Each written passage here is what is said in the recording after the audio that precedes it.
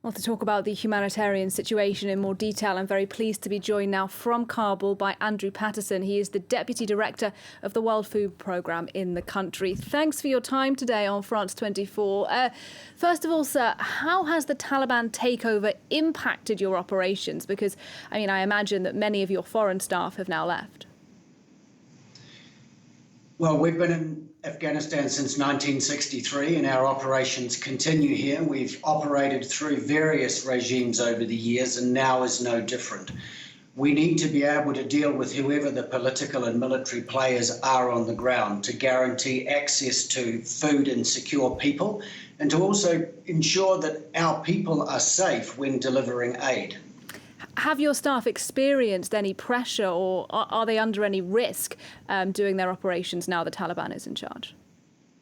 Well, whenever there's a conflict, our staff can be at risk, and so we do all we can to make sure that those risks are mitigated.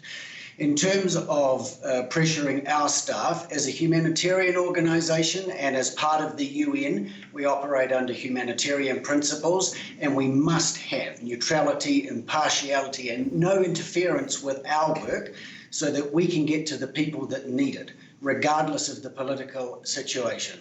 Now, we heard in that report that almost half the population of the country now needs humanitarian assistance to keep going. Given the airport's out of service and most of the borders are closed as well, how easily can you bring in food? What are your operational challenges today? Well, WFP doesn't bring in food by air. It's far too expensive to bring that much food in. We need thousands of metric tons every year. And Afghanistan's terrain doesn't lend itself to airdrops of food. So we've always been bringing our food in by road. The 4 main border crossings that we use are open and supplies are able to enter the country. What we need now is funding, $200 million immediately to help us pre-position stocks into our warehouses, because we know that we're already in the lean season following a drought and that winter is absolutely on its way. It's the same every year. We need to be able to pre-position stocks into our warehouses all the way around the country. Otherwise, snow will block access and we won't be able to get the food to those people that need it. You mentioned the financial resources that you now so urgently need.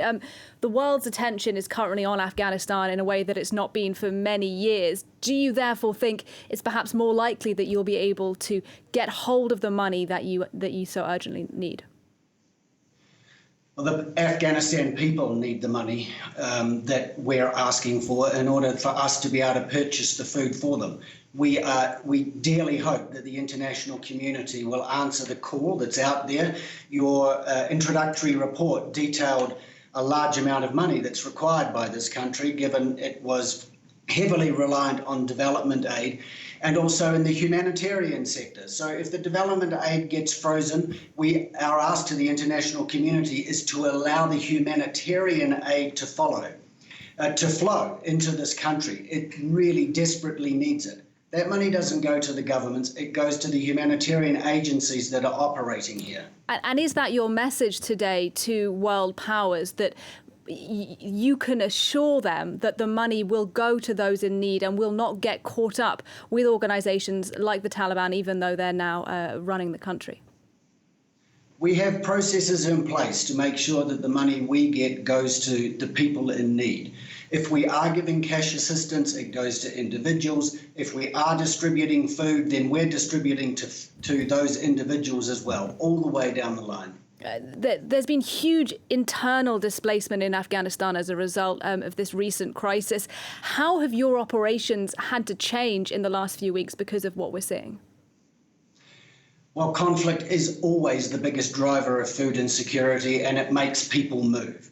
So you mentioned 400 million, probably up to 550 million people are internally displaced. Many of those most recently, they were already moving because of the drought, now because of the conflict. We need that conflict to die down and for those people to feel secure enough to return to their homes. If they can do that, then they may be able to plant the crops. But following the drought, Those people have moved. We need to be able to feed them. We're carrying out assessments all the time to see where the people are moving and how the needs in the local areas are changing. Just finally, sir, a slightly separate issue, but coronavirus is, of course, a problem everywhere in the world. I understand that only 1% of the Afghan population is fully vaccinated. How worried are you about the potential health repercussions of that, as you're also trying to deal with the drought and the food shortages that you've been mentioning? It's absolutely a concern because COVID ravaging the populations, and then them being malnourished means that they are less able to keep going and be able to plant their crops, and they will move. So coronavirus is definitely affecting the population of Afghanistan. All right, Andrew Patterson from the World Food Programme in Afghanistan talking to us from Kabul. Thanks very much indeed, sir, for your time today.